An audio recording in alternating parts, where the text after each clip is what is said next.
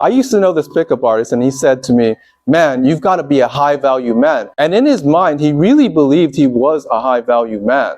He worked at an Amazon warehouse, and the only woman he ever had sex with was a prostitute. He was 26 years old, and he was still going to college. He didn't have his own apartment, and he was suffering from depression, anxiety, and autism at the same time. Pickup artists oftentimes have a chip on their shoulders, and even if they say they don't hate women, it'll show. First of all, let's define what a man of high value is.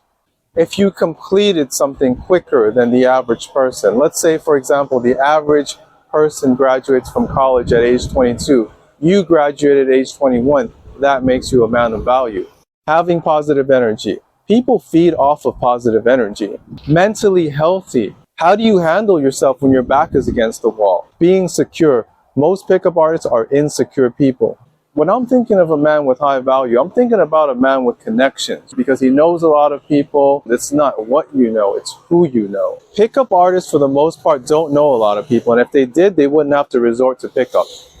Women tend to want men who are in the know. They want a guy who knows when the parties are and where the parties are. And this is particularly important to young women. From a woman's perspective, they want a man who's reliable, someone who's responsible. It may be even programmed into women to look for someone who is reliable. That's how human beings were able to survive all these years. Most pickup artists are unreliable. They give a flaky impression. For the most part, you wouldn't want to hire a pickup artist. And if you wouldn't want to hire a pickup artist at a job, why would a woman want to date them? If you're a man of high value, men and women would want to be around you. Therefore, you wouldn't need to do any cold approaches. Women willing to date random men off the street are probably low-value women themselves. And if you're willing to date a low-value woman, you are a low-value man yourself. I'm not even a man of high value, and I wouldn't date just anyone off the street. Not because I'm a snob, but simply because I don't know if this woman's got any skeletons in her closet. People seek familiarity. They want an established track record. In other words, they're not going to want a random guy off the street. And at the same time, as men, we don't want random women off the street. It's like credit. If a person acts benevolently over a period of time, they establish credit with you. If you're a man of high value, the kinds of people that you would consider dating or asking out are other people with high social credit. Asking out someone that you don't know is basically like giving a loan to someone with no credit at all. There's a reason why we tend to walk away from people when they approach us. It's because they're trying to sell us something that is not of high value.